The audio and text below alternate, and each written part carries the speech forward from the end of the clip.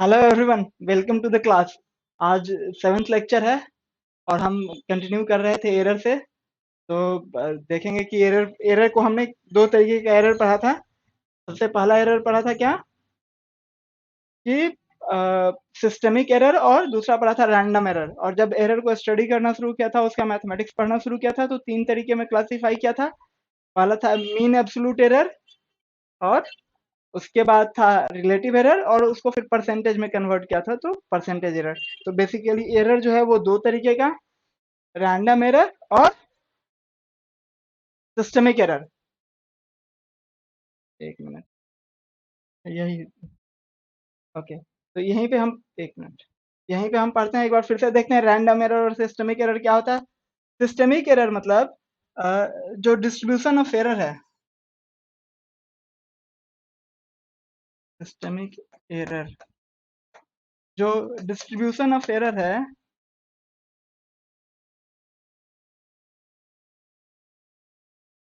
ना, error, error is symmetric about mean value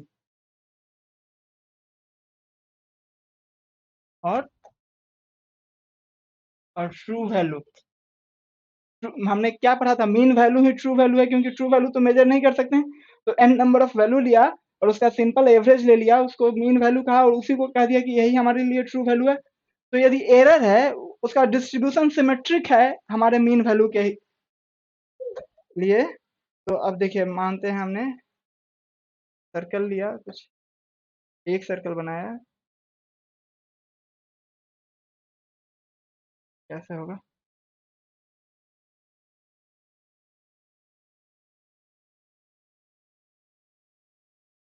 delete कर दिया।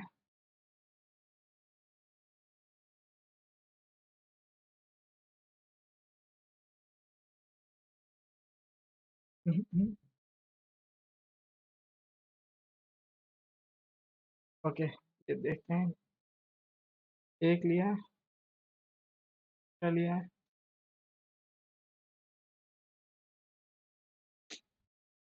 चलिए ऐसे ही बना लेते हैं। तो एरर जो था, एरर क्या था, ओह,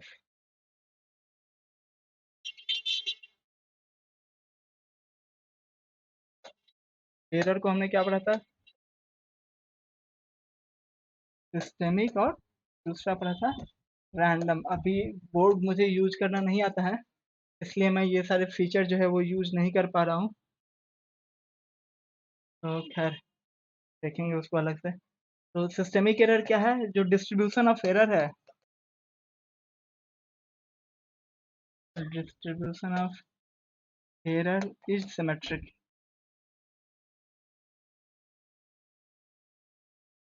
और ये not not symmetric, not symmetric about mean value. तो इसको हमने एक ग्राफ बना के देखा था, जो मैं अभी बनाने की कोशिश कर रहा था। एक ये वैल्यू है, एक ये ग्राफ है। ठीक है, ये ग्राफ थोड़ा 2D जैसा है, लेकिन आप समझ जाइएगा। ये जैसे हमने ये इसको ऐसे लिया था कि जैसे ये है, क्या कहते हैं, तीरंदाजी वाला, अ, या डॉट बोर्ड होता है, डॉट मारते हैं। तो ये हमारा यदि मीन वैल्यू है, तो यदि एरर ऐसा हो,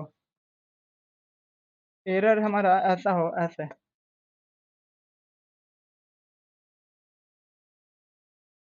तो एरर क्या है, यहाँ पे सिमेट्रिक है। तो जो भी एरर वैल्यू है वो सिमेट्रिक है।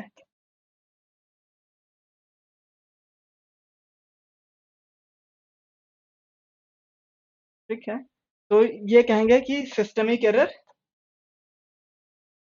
इसमें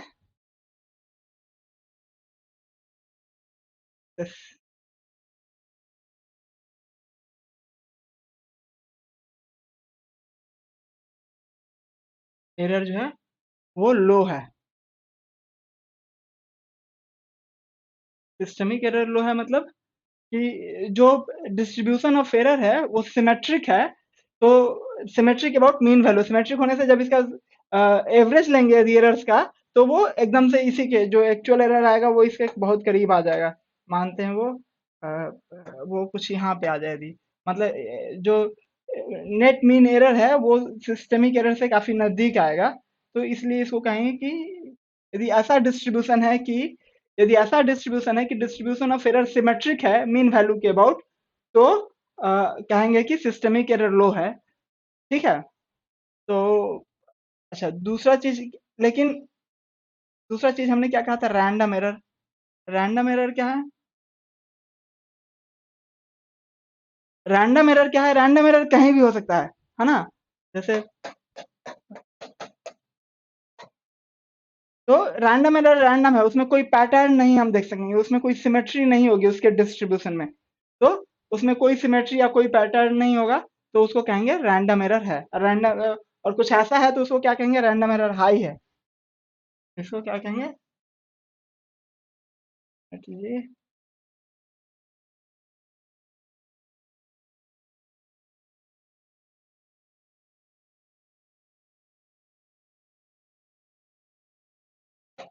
इसको क्या कहेंगे, रैंडम एरर हाई है। तो हमने लास्ट डे में 4 केस पढ़ा था। 4 केस क्या था कि 4 केस क्या था कि अ, 1, 2, 3।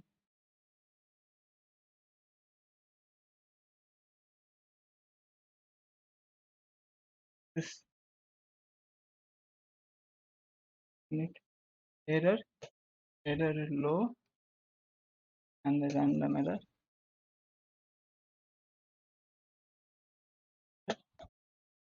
लो। तो सिस्टमिक एरर लो, और ये हमारा मीन वैल्यू है। एक मिनट, मीन वैल्यू को थोड़ा सा बड़ा करते हैं। ये हमारा मीन वैल्यू है। ठीक है, मीन वैल्यू है, और ये मानते हैं हमारा एरर वैल्यू है। तो ये क्या है, symmetric about symmetric about mean value है जो डिस्ट्रीब्यूशन ऑफ एरर है। और इसका मतलब वेरिएशन भी कुछ रैंडम वेरिएशन भी कम है, मतलब ये कहेंगे कि ये ओवरऑल क्लोज है जो हमारा मीन वैल्यू है उसके। तो ये केस है, ये सिस्टमिक एरर लो है और रैंडम एरर लो है। तो ये केस है सिस्टमिक एरर लो और रैंडम एरर लो। ठीक है।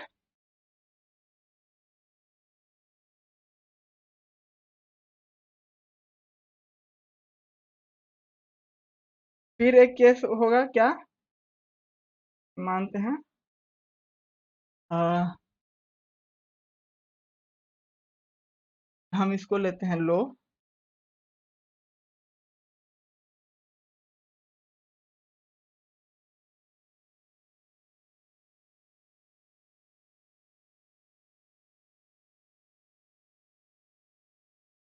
और इसको लेते हैं हाई। में 4 कॉम्बिनेशन पॉसिबल है, लो लो, लो हाई, और high low and high high. हाँ। तो यदि हमारा सिस्टमिक एरर लो है और रैंडम एरर हाई है, तो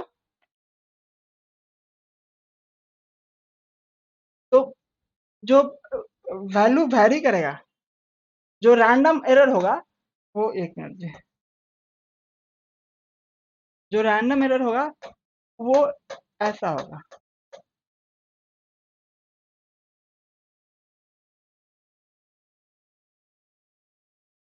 ठीक है, ये क्या होगा, इसमें इसमें देखिए, इसमें जो है हमारा मीन वैल्यू यहाँ पे है और रैंडम एरर यहाँ पे है। तो यहाँ पे रैंडम एरर लो है, यहाँ पे रैंडम एरर लो है और सिस्टमिक एरर हाई है। ठीक है, ये वाला केस है। तो ये क्या कहेंगे, एक मिनट जी, रैंडम एरर लो है और रैंडम एरर लो है और सिस्टमिक एरर हाई है। तीसरा केस क्या है,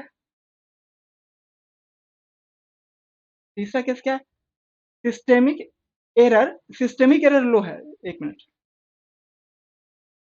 अच्छा, ये दूसरा केस पर सिस्टेमिक एरर लो है और रैंडम एरर आई है। सिस्टेमिक एरर लो कैसे होगा? सिस्टेमिक एरर लो होने के लिए डिस्ट्रीब्यूशन होना चाहिए, वो सिमेट्रिक होना चाहिए। तो डिस्ट्रीब्यूशन कैसे सिमेट्रिक होगा? डिस्ट्रीब्यूशन मानते हैं ऐसे सिमेट्रिक है।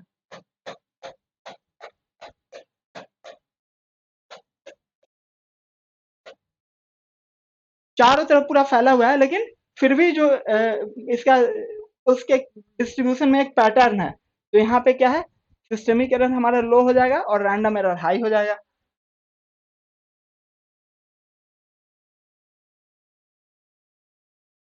ये क्या है, ये लो है और ये हाई है, ठीक है। और चौथा केस क्या है? चौथा केस हाई हाई का केस रहेगा। हाई हाई का केस कैसे जाएगा? हाई हाई का केस ऐसे आएगा।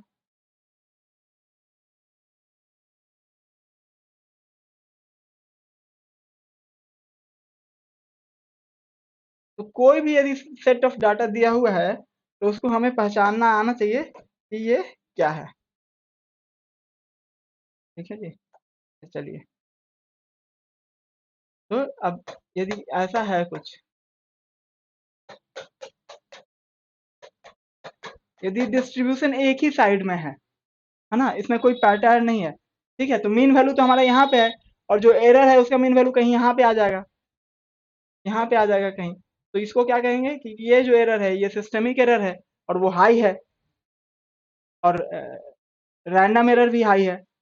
तो ये हाई हाई का केस होगा, ये वाला केस, ये वाला केस हाई हाई का केस होगा। तो कोई भी डाटा दिया हुआ है तो उसका आपको पैटर्न पकड़ में आना चाहिए कि इसमें कौन सा एरर है।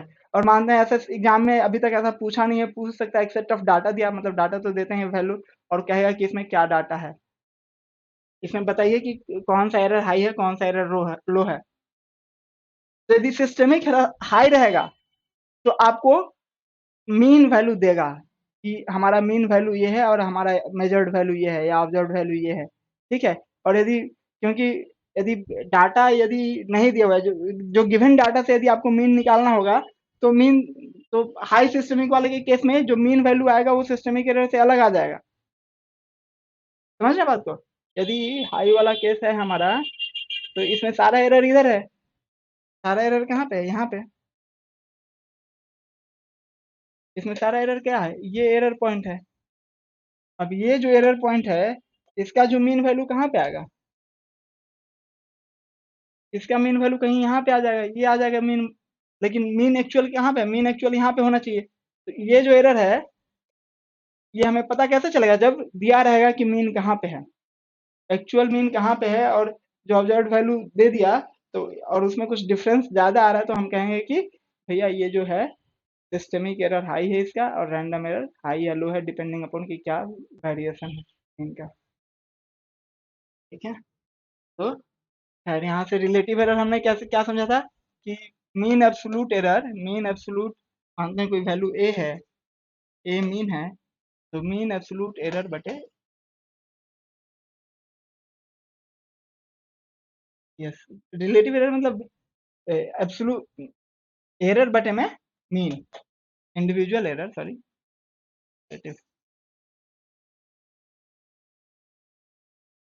रिलेटिव एरर क्या है कि ये है मीन एब्सोल्यूट एरर बटे में मीन, मीन वैल्यू या ट्रू वैल्यू, ठीक है। यदि मल्टीपल वेरिएबल्स रहेंगे, मल्टीपल वेरिएबल रहेंगे मतलब कि दो तीन चार वैल्यू है, जैसे कि मानते हैं v is equal to I R के केस में, यहाँ पे आई भी वेरी कर रहा है, आर भी वेरी कर सकता है, तो इसको क्या लिखेंगे कि जो डेल्टा वी बाई वी को लिखेंगे delta I by I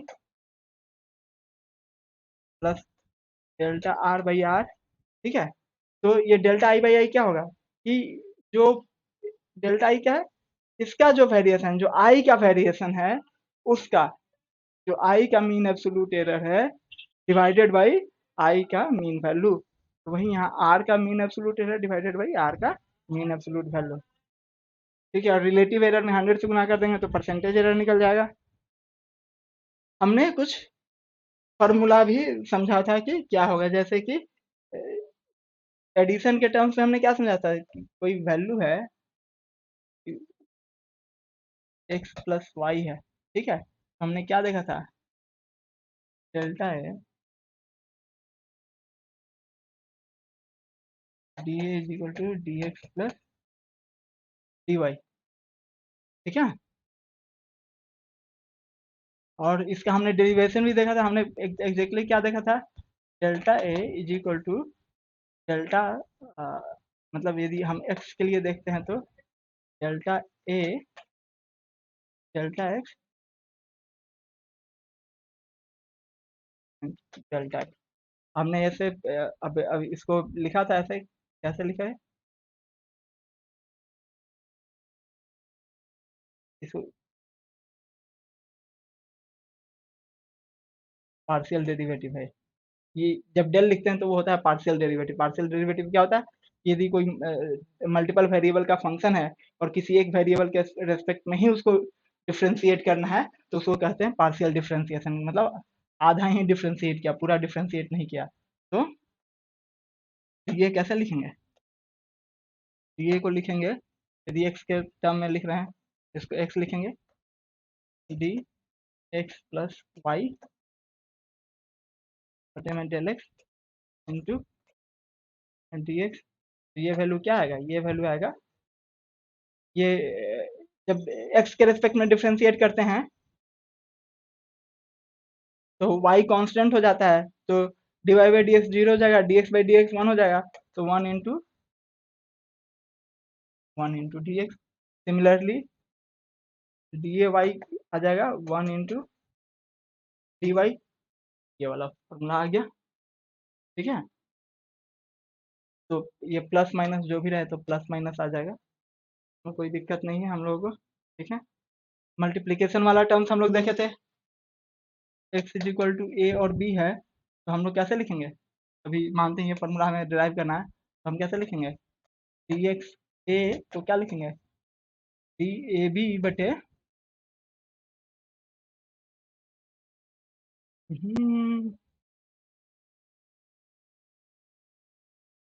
D A into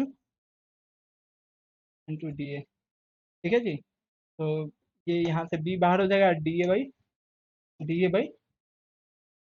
D A, तो ये वैल्यू क्या हो जाएगा, वन हो जाएगा इंटू डी ए, तो ये क्या हो जाएगा B D A, and D x B क्या हो जाएगा, वैसे ही ए डी बी। तो अब इसको लिखेंगे, D A is equal to क्या लिखेंगे, D D X is equal to D x A plus D x B, तो ये क्या हो जाएगा, B D A plus A D B, ठीक है। अब इसको यदि x से डिवाइड कर देते हैं तो ये कैसे हो जाएगा,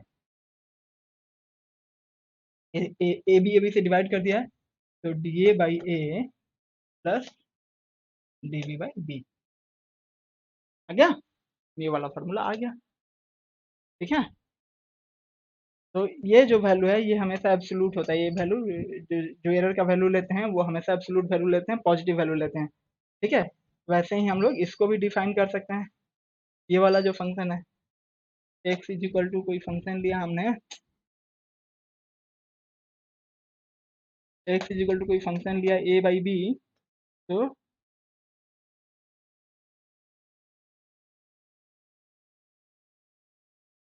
डी एक्स को कैसे डिफाइन करेंगे, one by B, one by B,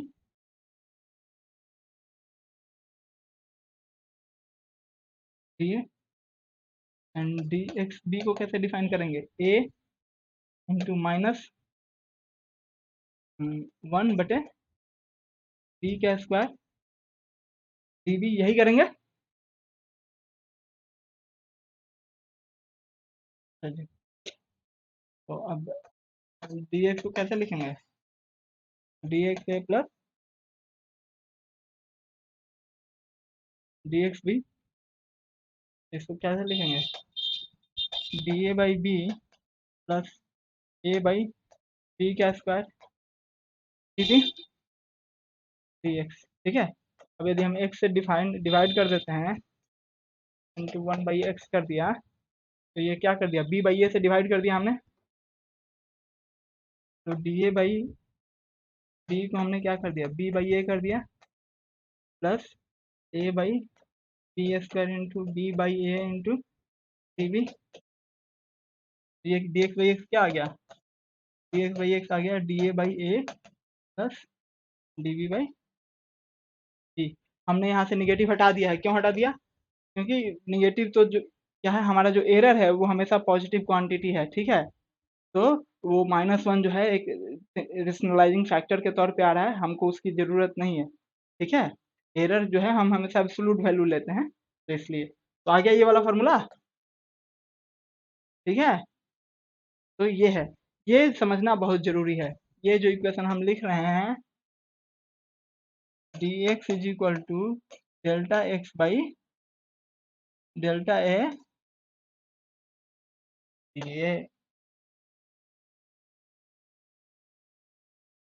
ये इक्वेशन समझना बहुत जरूरी है, ये ये फर्स्ट प्रिंसिपल है एरर निकालने का, ठीक है, कोई फंक्शन दिया हुआ है तो उस फंक्शन का एरर हम ऐसे ही निकालेंगे हमेशा, ठीक है, और जनरल फंक्शन अब इसको आप घर में करके देखिएगा, मैं नहीं करूंगा, रिवीजन में ही ज़्यादा समझ आ रहा है, कुछ एग्जाम्पल से करके देखते हैं, ये ज़्यादा जरूरी है। Density of A cube is measured, ठीक है, पढ़िए इस सवाल को, ट्राई कीजिए कि कैसे बनेगा, ठीक है, क्या है, density of A cube is measured by measuring its mass and length of its side, तो क्या कर रहे हैं, एम मेजर कर रहे हैं, एल मेजर कर रहे हैं, कलम दूसरे रंग का ले लेते हैं, ठीक है, हाँ, maximum error of measurement of mass, delta M दिया हुआ है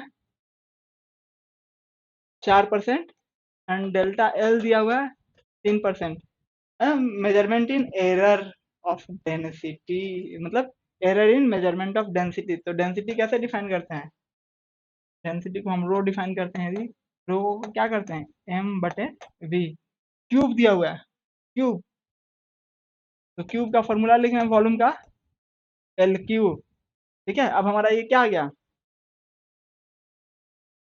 ये हमारा सबसे इजिएस्ट वाली है, डेल्टा रो बाई रो लिखेंगे, तो इसको कैसे लिखेंगे, delta m/m plus 3 into delta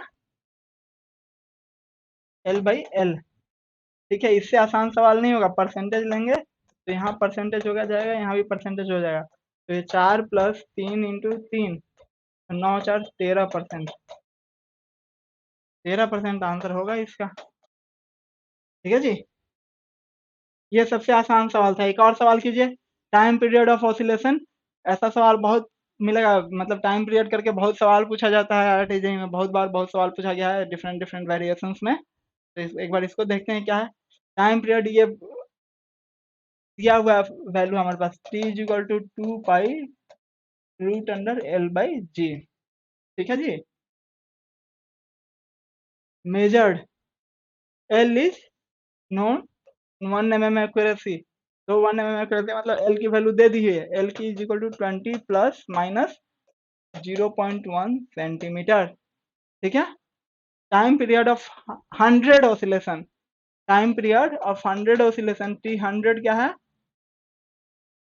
90 second plus minus 1 second, तो t1 क्या हो जाएगा, एक ऑसिलेशन के लिए क्या लिखेंगे, 90 divided by 100 plus 1 divided by 100 second, है ना, 100 सेकेंड के लिए 90 मिनट, 100 ऑसिलेशन के लिए 90 सेकेंड लगता है, तो एक के लिए कितना लगेगा, सिंपल एक नियम है, एरर कितना है, एरर 1 सेकेंड है, तो 90 ऑसिलेशन मेजर करने में 1 सेकेंड का एरर है, तो एक ऑसिलेशन मेजर करने में कितना हो सकता है, 1/, मतलब 100 ऑसिलेशन मेजर करने में 1/100 होगा, तो 100 ऑसिलेशन मेजर करने में 90 सेकेंड लगता है, तो एक ऑसिलेशन मेजर करने में क्या 90/100 हो गया, सिंपल सिंपल एक नियम है, ठीक है, अभी हम क्या कर रहे हैं, देखिए अभी हम जो भी डाटा दिया हुआ है उसको कन्वर्ट कर रहे हैं एक्शनेबल इंफॉर्मेशन में, ठीक है, कैसे न्यूमेरिकल सॉल्व करते हैं ये भी सीखिए, यहाँ तक हमने पढ़ लिया था, वॉच ऑफ 1 सेकेंड ये पढ़ लिया, what is the accuracy in determination of G, formula भी दिया हुआ है जी, है ना, तो हमें जी का निकालना है, डेल्टा जी बाई जी निकालना है, डेल्टा जी बाई जी निकालना है, तो पहले हम उसको उसके टर्म्स में लेके आए। तो C square is equal to 4 pi square L by G. तो जी को क्या लिखेंगे? 4 pi square L by C square. ये क्या है? कांस्टेंट है, इसमें तो कोई एरर होगा नहीं। ठीक है, तो अब लिखेंगे हमारा फॉर्मूला क्या है? Delta ji by ji is equal to delta L by L plus 2 into delta T by T. ठीक है, अब कहाँ गया डेल्टा एल? कहाँ गया? 0.1 सॉरी, बटे 20 प्लस 2 इंटू डेल्टा टी क्या है?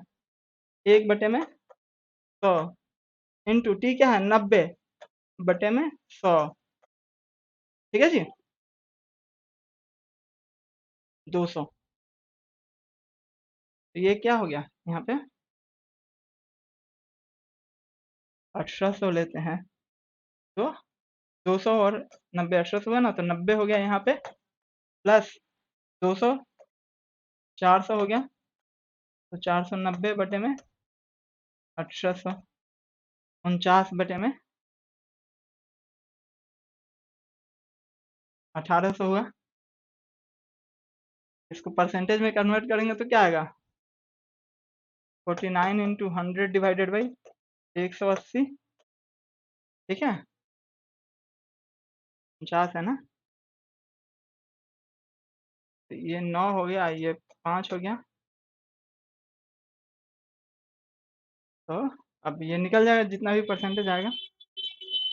यहाँ पे जोड़ घटाव देख लीजिएगा, डेल्टा टी बाई टी क्या है? 1/20 है ना। को 10 का 1 सेंटीमीटर होता है, तो ये 0.1 डिवाइडेड बाई 20 लिखा है। और ये डेल्टा 2/2, तो यहाँ पे क्या लिखा हमने? 1/90 लिखा। और हाँ, यही होगा वैल्यू। देख लीजिएगा कैलकुलेशन, एक बार आप लोग कर लीजिएगा अपने इन पे तरीका से। ये एक बहुत बढ़िया सवाल है, ऐसा सवाल जनरली मिलता नहीं है, बहुत मुश्किल से खोजे थे इसका आपके लिए। ये कह रहा है एंगल ऑफ प्रिज्म। ठीक है, a glass angle of prism, a glass prism of angle 60 degree gives minimum angle of deviation 30 degree with a maximum error of 1 degree। तो ये क्या कर रहा है? Glass prism of angle 60 degree मतलब prism का एंगल फिक्स कर दिया, दैट इज नोन, उसमें कोई एरर नहीं है। ठीक है, gives minimum angle of deviation 30 degree with error of 1 degree. तो मतलब कह रहा है कि जो एंगल ऑफ डेविएशन है उसमें 1 डिग्री का एरर है। ठीक है, when A parallel beam passes through the. अब इसको एक्शनेबल इंफॉर्मेशन में कन्वर्ट करते हैं, तो पहले प्रिज्म समझते हैं। प्रिज्म क्या है? प्रिज्म कुछ ऐसी चीज है, इसको कहते हैं एंगल थीटा। ये हो गया एंगल, तो ये हो गया 60 डिग्री। ठीक है, एक मिनट थोड़ा सा पतला लेते हैं।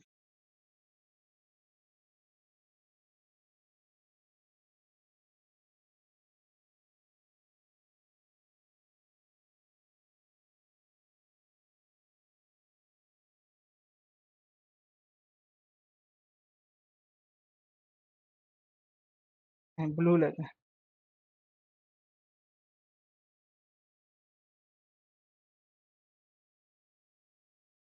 ये क्या हो रहा है?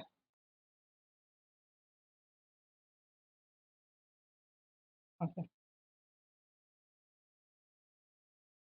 ये प्रिज्म है, यहाँ से कोई रे आई, ये नॉर्मल है, ठीक है, और ये इसका नॉर्मल है।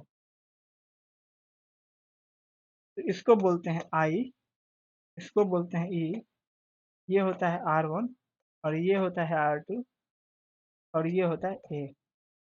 ठीक है, तो अब देखिए इस सिंपल जो स्नेल्स लॉ क्या होता है, इसका म्यू एयर है, म्यू एयर है और ये म्यू ग्लास है। तो mu air into sine I is equal to क्या लिखेंगे? Mu glass into sine R1, sine R1। ठीक है, अब पहले ये जो हमने बनाया एक ये वाला,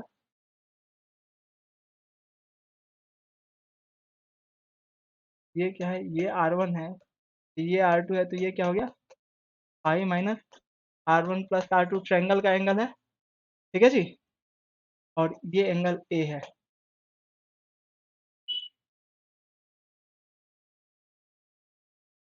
अच्छा, तो जो हमारा ये क्या है, ये नॉर्मल लाइन है, ये ये जो है, ये क्या है, ये 90 डिग्री, ये 90 डिग्री है, ये नॉर्मल है, ये सरफेस पे नॉर्मल है, ये 90 डिग्री। तो अब ये दोनों 90 डिग्री, तो ये दोनों का भी एंगल 90 डिग्री होगा, समझ रहे हैं? मतलब यदि इसको ऐसा समझिए, ये जो 90 डिग्री, ये क्या है, ये 90 डिग्री है, ये 90 डिग्री है, दोनों मिलके 180 डिग्री हो गया, तो ये दोनों भी मिलके 180 डिग्री होगा, तभी तो 360 पर पूरेगा एंगल। तो अब लिखते हैं a plus pi minus R1 plus R2 is equal to क्या हो गया, पाई।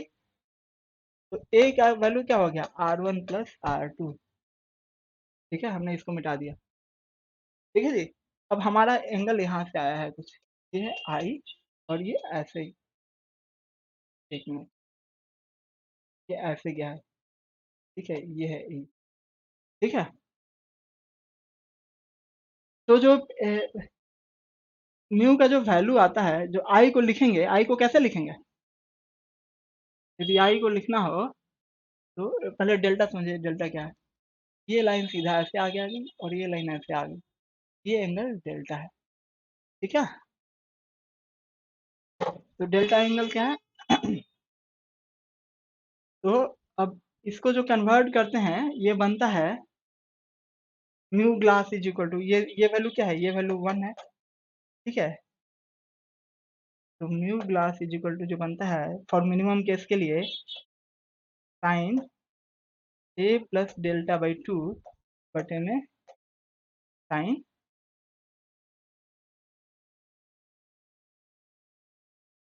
ए बाई 2, उसमें R1 is equal to R2 हो जाता है, R1 is equal to R2 हो जाता है, इक्वल टू R मान लिया, तो ये क्या हो गया, ये 2R हो गया, R मान लिया तो ठीक है, ये क्या हो गया, ये R हो गया। तो उसको ए के टर्म में कैसे लिखेंगे, ए बाई टू लिख देंगे, ए बाई टू लिख देंगे यहाँ पे, तो ये वैल्यू आता है, ठीक है जी। अब हमारा, अब जो हमारा है म्यू ग्लास निकल गया, ठीक है। Find the range of experimental value of g. तो पहले हम निकालते हैं कि उस, अब रेंज निकालना है ना, तो पहले हम ये वाला सवाल करते हैं, दूसरा क्या है, परमिसिबल एरर निकालना है, एरर निकालेंगे, पहले हम दूसरा सवाल कर लेते हैं, ठीक है। दूसरा सवाल कैसे निकालेंगे, दूसरा सवाल इसलिए कर रहे हैं कि हमारे पास ए का वैल्यू दिया हुआ है, ए की वैल्यू क्या है, ए की वैल्यू क्या है, 60 डिग्री है, और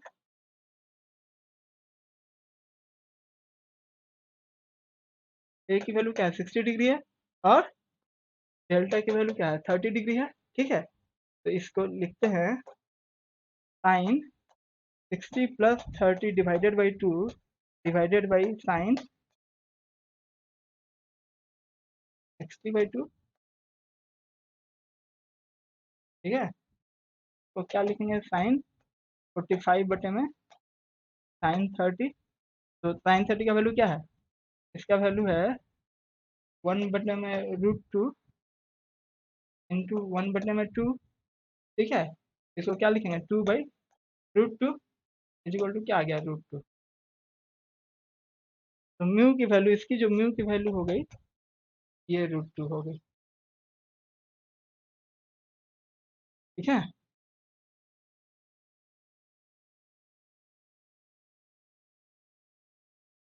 अच्छा जी,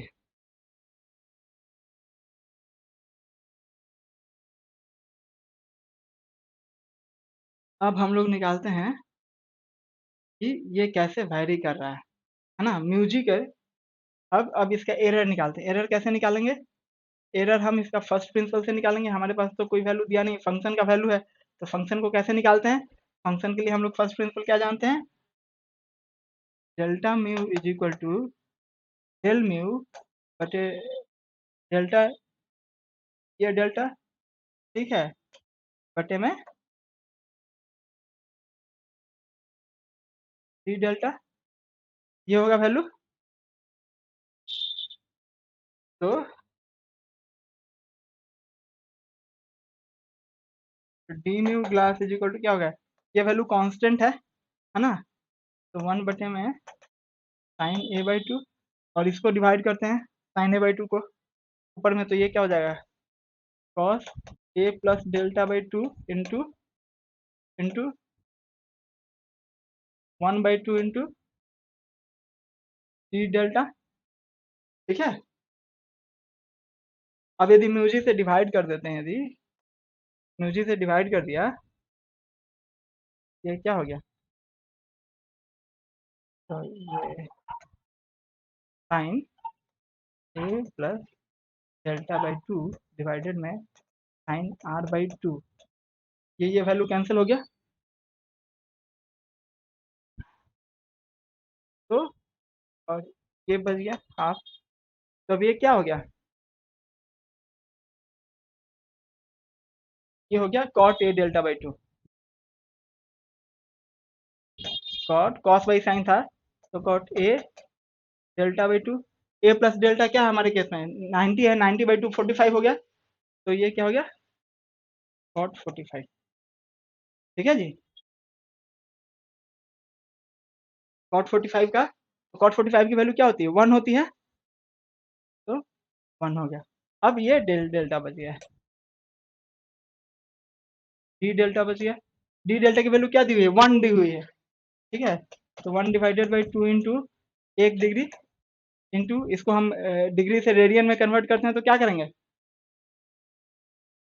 डिग्री से रेडियन में कन्वर्ट करेंगे, तो पाई रेडियन कितना होता है 180 डिग्री होता है ना, 180 degree is equal to pi radian है, तो पाई डिवाइडेड बाई 180 कर देंगे, तो ये रेडियन में आ गया। ठीक है, परसेंटेज यदि ले लेते हैं तो इसमें 100 से गुना कर देंगे,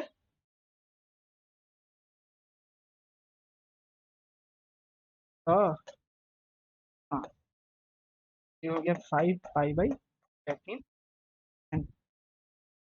अब हमारे पास क्या है एक्चुअल वैल्यू आ गई म्यू की, ये म्यू की क्या है एक्चुअल वैल्यू है, और ये क्या है परसेंटेज में डेविएशन है, इसका एरर वैल्यू है, तो रेंज भी निकल गया। तो ये एक बहुत बढ़िया सवाल था, आई होप आप लोग को समझ में आया होगा। एक बार समझ में आया तो छाप लीजिए जितना छापना है, यदि नहीं समझ में आया तो आप मुझे चैनल पे टेलीग्राम चैनल पे पिंग करके पूछ सकते हैं, या यहाँ भी कमेंट करके पूछ सकते हैं, मैं दोबारा एक्सप्लेन करूंगा इसको। बेसिकली हमने क्या किया कि थोड़ा सा प्रिज्म का कंसेप्ट यूज किया, प्रिज्म आपको हम ऑप्टिक्स में पढ़ाएंगे, लेकिन आप ऑलरेडी कुछ तो पढ़ के आए, स्नेल्स लॉ तो 9th-10th में पढ़े होंगे। ठीक है, तो स्नेल्स लॉ को थोड़ा सा यूज करके, और बेसिक प्रिज्म का ज्योमेट्री का अंडरस्टैंडिंग है, तो वैसे हमने किया है। ठीक है, तो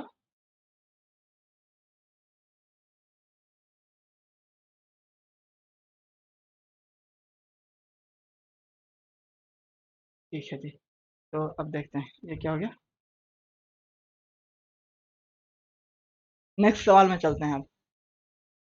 अच्छा जी, ये भी एक आईआईटी में 2008 में पूछा हुआ सवाल है, स्टूडेंट परफॉर्म्स, वो मैं जो कह रहा था कि जी वाला एक्सपेरिमेंट का, जो जी का जो एक्सपेरिमेंट है, determination of acceleration due to gravity, उस उस एक्सपेरिमेंट पे बहुत सवाल पूछा गया है टाइम एंड अगेन। तो 3 स्टूडेंट हैं वो एक्सपेरिमेंट कर रहे हैं, ठीक है, और कर रहे हैं तो डेल्टा जी बाई जी का वैल्यू निकाल के बताना है कि क्या आंसर है। ठीक है जी, तो हमने क्या देखा था अभी अभी हमने किया था delta ji by ji is equal to delta L by L plus 2 into delta T by T. ठीक है, अब हम ये डाटा को थोड़ा सा क्लासिफाई करते हैं, 1 मिनट रुकिए। लेंथ ऑफ पेंडुलम देखिए 1 2 3, 2 स्टूडेंट के लिए सेम है, तीसरे के लिए अलग है, तो हम इसको L1 को लिखते हैं 64, L2 को लिखते हैं 64, और L3 को लिखते हैं 20। ठीक है, लिस्ट काउंट ऑफ लेंथ क्या 1 सेंटीमीटर है, तो plus minus 0.1 plus minus 0.1 plus minus 0.1, हम हमारा यहाँ से डेल्टा एल से एल निकल गया। अब डेल्टा टी टाइम पीरियड लिखते हैं, देखिए ये कितना है, नंबर ऑफ ऑसिलेशन कितना है, 8 है, समय कितना लगा 128, यहाँ डिवाइड करके भी लिखा है 16, ठीक है। लिस्ट काउंट क्या है 0.1, तो 8 ऑसिलेशन को मेजर करने में 0.1 सेकंड का एरर है, तो ये हो गया सेकंड। T1 T2 को भी लिखा 16 plus minus 0.1 divided by 4 second, ठीक है। और T3 इज इक्वल टू क्या लिखेंगे 9 प्लस माइनस 0.1 डिवाइडेड बाई 4 है ना, 4, ठीक है जी। तो यहाँ से हमें डेल्टा टी बाई टी की वैल्यू मिल गई, डेल्टा जी बाई जी की वैल्यू मिल गई, तो अब ये सिंपल है, रिलेटिव एरर निकालना है। तो डेल्टा जी बाई जी 1 पहले स्टूडेंट के लिए लिखते हैं, तो क्या है 0.1, देखिए 0.1 divided by 64 plus 2 into 0.1 divided by 8, है ना। ये डेल्टा टी की वैल्यू लिखी हमने, और टी की वैल्यू कितनी है, टी की वैल्यू 16 है, इंटू इंटू 16 कर दिया, तो ये 8 हो गया, ठीक है। तो ये क्या आ गया 64, 8 8 64, और ये 0.2, इसको इतने में ही छोड़ देते हैं। डेल्टा जी बाई जी 2 लिखते हैं, तो वो क्या लिखेंगे, डेल्टा एल बाई एल कितना है 0.1, 0.1 0.1 divided by 64 plus delta two by two की वैल्यू कितनी है 2 इंटू 0.4, 0.1 डिवाइडेड बाई 4, ये क्या था यहाँ पे, क्या था जी, मुझे याद नहीं आ रहा है, हाँ 4 था 0.1 डिवाइडेड बाई 4, कहाँ थे हम, यहाँ पे है ना, हाँ ये 4 है, 4 है ना, ये वाला 4 था वहाँ पे, ठीक है। और इसका टाइम पीरियड कितना है 16 है, इंटू 16 है, ठीक है जी। तो इसकी वैल्यू क्या हो गई, ये 16 चौका 64, तो 64 नीचे ले लिया, कॉमन ले लिया, और 0.1 एंड 0.3, 0.2, तो 0.3 मैं ऐसे 64 के बटे में क्यों लिख रहा हूँ, क्योंकि हमें कंपेरिजन पूछ रहा है,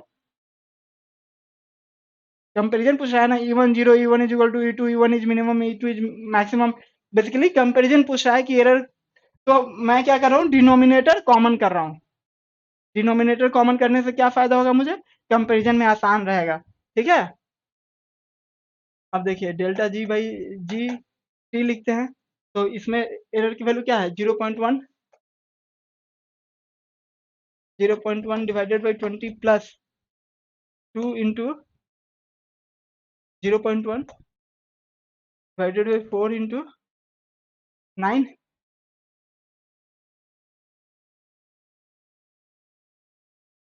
इसको कर ही दो यार दो, अच्छा 0.1 divided by 20 plus 0.1 divided by 18, क्या,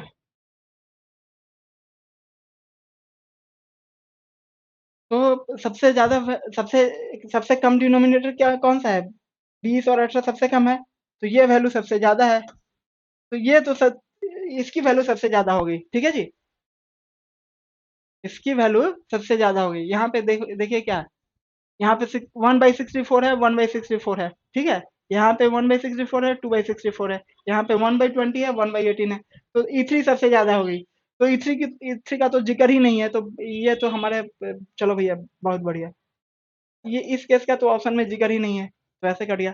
अब देखिए अब क्या है, E1 0 है, E1 0 नहीं हो सकता, उसका तो कुछ न्यूमेरिकल वैल्यू है, E1 is equal to E2 है, E1 is equal to E2 clearly नहीं है, तो E1 is minimum, E1 is minimum, yes E1 is minimum, 0.2 divided by 64, 0.3 divided by, and E2 is maximum, E2 maximum नहीं है, maximum तो E3 है, तो answer is B, ठीक है। यदि मैक्सिमम का ऑप्शन रहता है कि E3 इज मैक्सिमम, तो E3 इज मैक्सिमम है, ये वैल्यू क्या है, ये मैक्सिमम है, क्योंकि इसका डिनोमिनेटर सबसे छोटा है, ठीक है। एक ये सवाल कीजिए, बढ़िया सवाल है, the capacitor with capacitance C1 इतना एंड C2 इतना, पिकोफैराड में दिया हुआ है, are connected in series, the voltage applied across the combination is this 5, the percentage error in calculation of energy stored. ठीक है भैया, पूछा दिया है एक चीज, पूछा है कुछ। तो एनर्जी स्टोर्ड क्या होता है? ई इज इक्वल टू हम लोग क्या जानते हैं, half into C into V का स्क्वायर जानते हैं। ठीक है, तो वी तो दिया हुआ है, हमें सी इक्विवेलेंट निकालना पड़ेगा।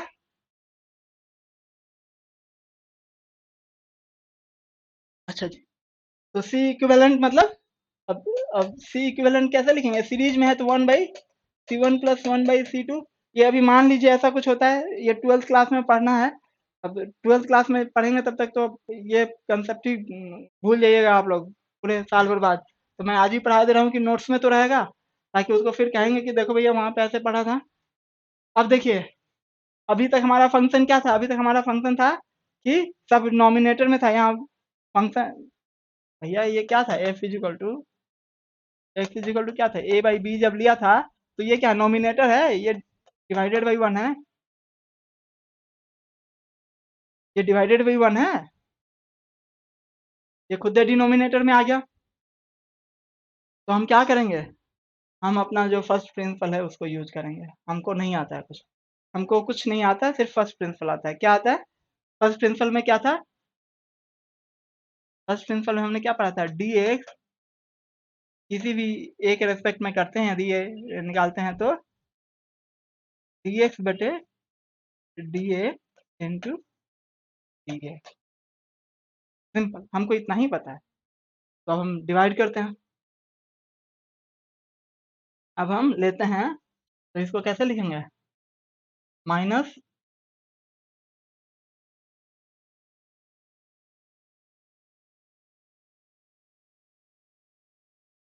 मानते हैं मैंने कोई एक्स ले लिया, यहाँ पे आपकी समझ के लिए मैं ले लेता हूँ। ये एक्स ले लिया हमने, इसको मिटा दिया, जगह कम है मेरे पास। तो ये डेल्टा एक्स को कैसे लिखेंगे? डेल्टा एक्स को लिखेंगे 1/सी इक्विवेलेंट का स्क्वायर इंटू सी इक्विवेलेंट।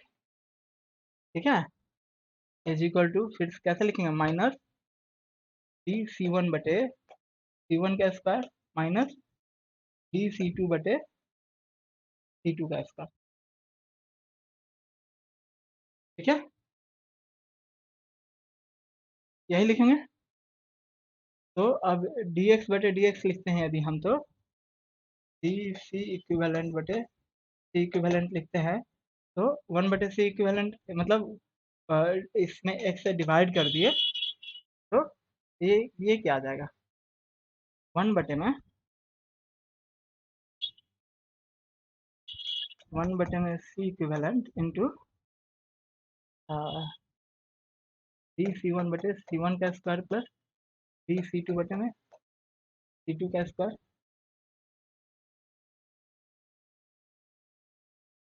यही है, यही इक्वेशन आया हमारे पास। अब हमारे पास क्या है यहाँ पे? C1 की वैल्यू क्या है? 2000 पिको फराड, 2000, और ये क्या है? 3000 पिको फराड। ठीक है, तो सी इक्विवेलेंट को हम क्या लिखेंगे? 2000 इंटू 3000 डिवाइडेड बाई 5000,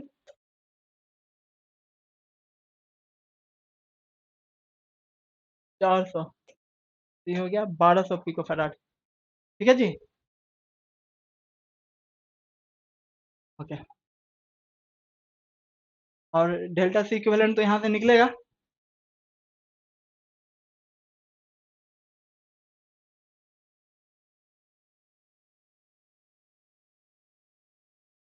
ऐसा ही करेंगे ना?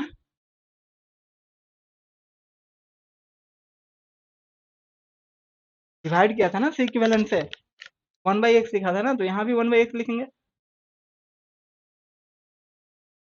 है ना? तो ये हो गया। अब इसको वैल्यू पुट करना शुरू करते हैं। या डी सी इक्विवेलेंट निकालना है तो यहाँ पे स्क्वायर लिख देंगे। तो ये 1200 का square is equal to C1 कितना है? C1 10/में 2000, 2000 का स्क्वायर प्लस 15/में 3000 का स्क्वायर, 15/में 3000 का स्क्वायर। ठीक है, तो ये क्या है, 4000 और 9000, 13000 के आसपास। एक मिनट,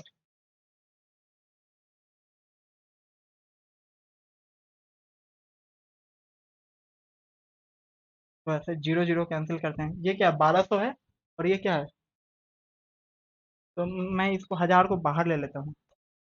1200 का स्क्वायर बटे में 1000 का स्क्वायर, तो अब कितना बन रहा है, 10 बटे में 4 प्लस 15 बटे में 9, ये बचा। ठीक है, तो अब देखिए 1200 डिवाइडेड बाई 1000 इंटू 1000 है, ये जीरो से जीरो गया, ये जीरो से जीरो गया। ठीक है, और ये कितना है, 5 है, और ये कितना है, 6 है, ये कितना है, 5 है, ये कितना 6 है, तो ये कितना हो गया, 36/25 हो गया।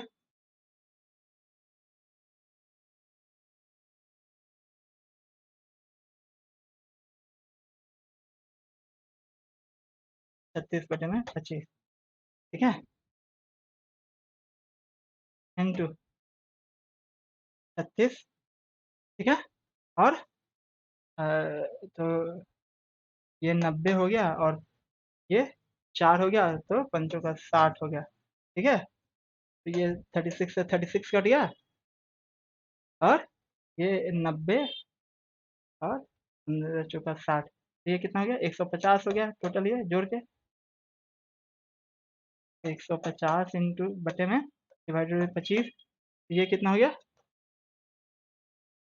25 6 हो गया, तो सी इक्विवेलेंट कितना आ गया, सी इक्विवेलेंट आया 1200 प्लस 6 प्लस में 6 पिको फराड। ठीक है जी, होप कैलकुलेशन हमने सही किया हो। वैल्यू तो बढ़िया बढ़िया आया है, मतलब कैलकुलेशन ठीक ही लगता है। वैल्यू उल्टा सीधा आने लगता है तो लगता है कि गलत कर दिए हैं। तो अब ई को क्या लिखेंगे, E is equal to half into C into V का स्क्वायर।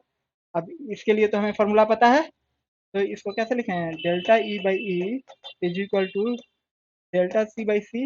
यहाँ सी इक्विवेलेंट है, इक्विवेलेंट लिखिए दो, equivalent equivalent, and 2 into delta v by v. ठीक है, तो सी इक्विवेलेंट कितना है, 6 है ना, 6 बटे में 1200 प्लस 2 इंटू, कहाँ गया, हाँ, 0.02 डिवाइडेड बाई 5।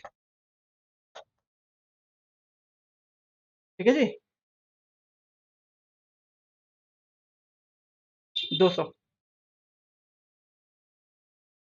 ठीक है, 500 रहने दो, तो 1000 कर देते हैं, यहाँ पे 1000 कर लिया, तो ये कितना है, 5 5 है, और ये कितना है, 4 इंटू 2 है, तो 2, तो 8 और 5 13 बटे में 1000, 100 से गुना कर दिया परसेंटेज निकालने के लिए, तो ये कितना हो गया, 1.3%। 1.3% आएगा आंसर, ये कितना होगा, 1.3%। एकदम आंसर बहुत बढ़िया आया है ना, तो आंसर हमारा सही है।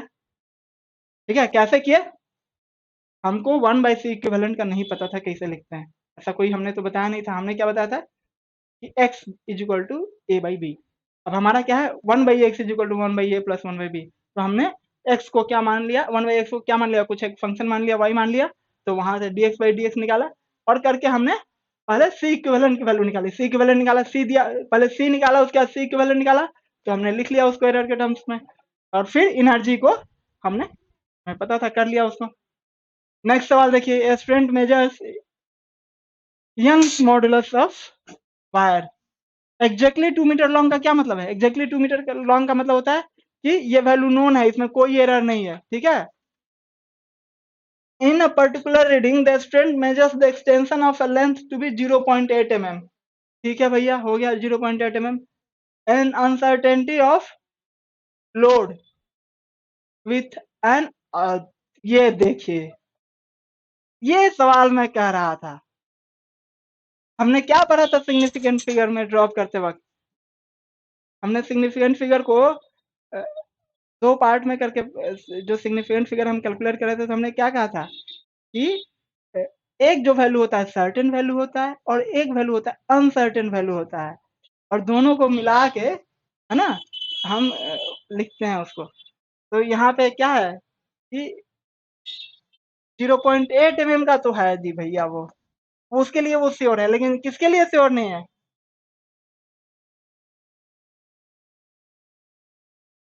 अनसर्टेनिटी, ठीक है, अनसर्टेनिटी है 0.5 mm का। तो जो डेल्टा एल है ये है, ठीक है। कैसे घुमा के लिखा हुआ है, हमने ये आपको बताया था ना कि एक वैल्यू जो है सर्टेन है वो है, और दूसरा अनसर्टेन है वो है, ठीक है। सिग्निफिकेंट फिगर जब हम पढ़ा रहे थे, तो देखिएगा हमने ये बताया हुआ है। अच्छा जी, चलिए, अच्छा लगता है यार, जो पढ़ाते हैं वो एग्जाम में आता है तो, है ना। And load of exactly 1 kg। तो देखिए, एल है, एल क्या है, 2 मीटर है, ठीक है। और एफ क्या है, 1.0 kg। मास ही दे दिया है, ठीक है, जी से गुना कर लेंगे हम। Student also measures diameter to be, अच्छा, डायमीटर भी मेजर कर रहा है, तो उसका क्या है?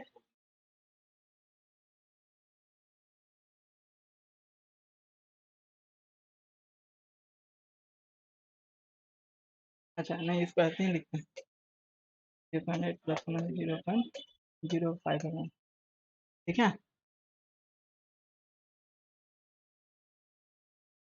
हमने एरर के टर्म्स में लिखा, सिग्निफिकेंट फिगर के टर्म्स में नहीं लिखा, ठीक है। और डी क्या है, 0.4 प्लस माइनस 0.1, 0.01 mm, एंड जी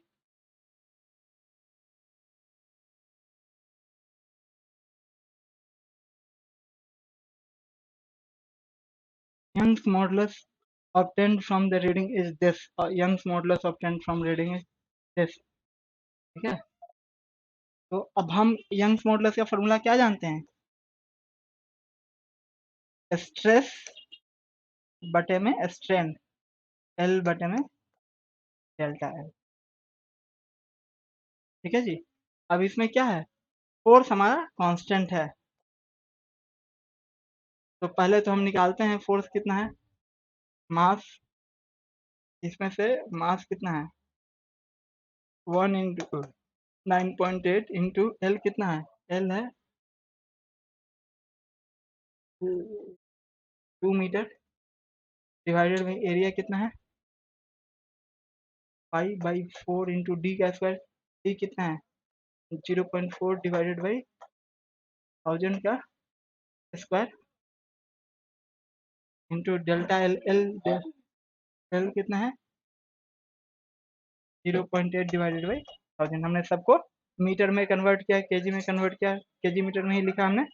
तो अब हम इसको ऊपर लेके चलते हैं। तो देखिए, 3 3 6 3 9, ठीक है। तो सबसे पहले हमने लिख दिया 10⁻12, ठीक है। और ये 4 है, ये 4 है, और ये 2 है, 4 ऊपर चला जाएगा, तो 8 into 9.8 divided by pi into 0.4 का स्क्वायर इंटू 0.8, ये 10 हो गया,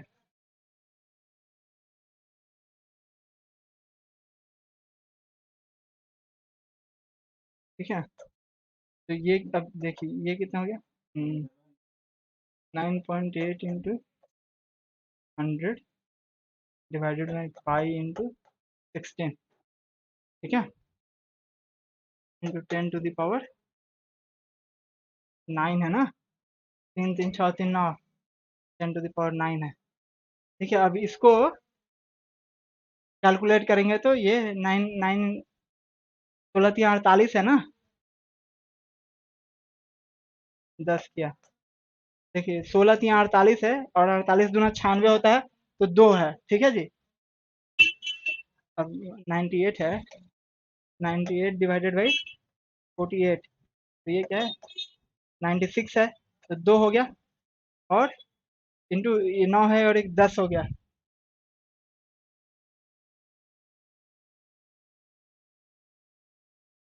ठीक है आगे। फिर 10 टू द पावर 10। कहीं गड़बड़ है?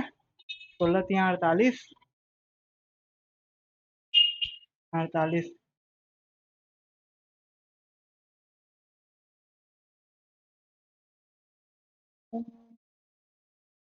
जीरो। 10 यहाँ भी था ना। ये ये 10 हो गया ना, वही तो कहें क्यों ऐसा गड़बड़ रहा है। तो ये वाला 10 इसमें आके 11 हो गया। ठीक है। ये 10 टू द पावर 11, 2 इंटू 10 टू द पावर 11 हर जगह है। चलो भाई इसमें तो कोई, अब इसमें छांट नहीं सकते हैं। तो अब हमारा क्या है, अ, अब डेल्टा एल बाई एल की वैल्यू निकालेंगे इसमें।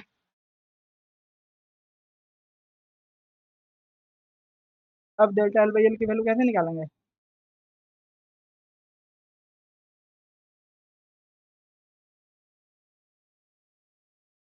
डेल्टा एल बाई एल की वैल्यू निकालेंगे कैसे?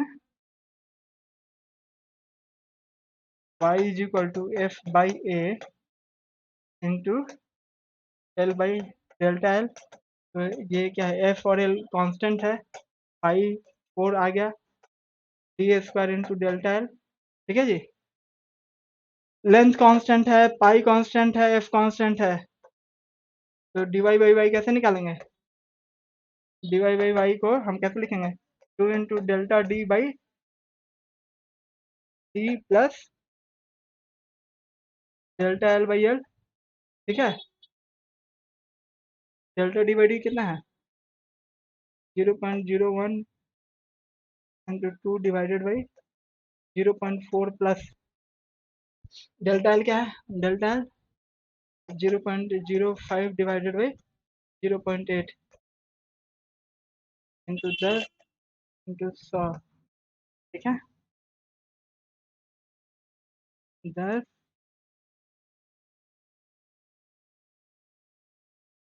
100।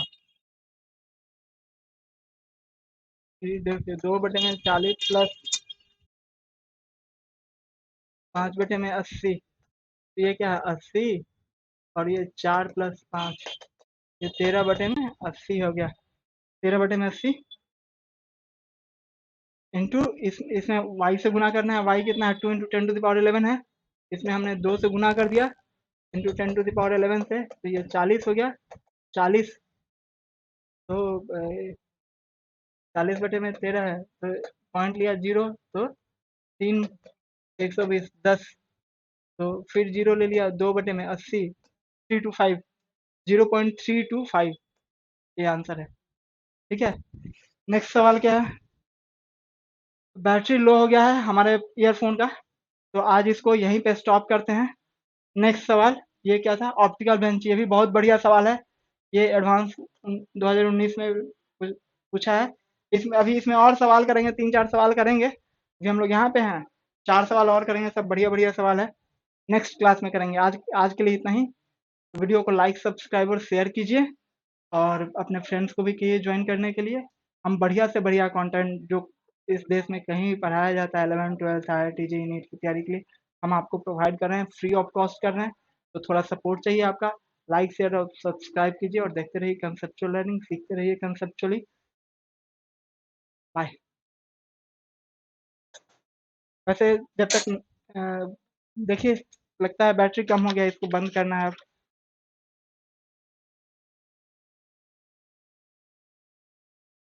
कर सकते हैं क्या अभी?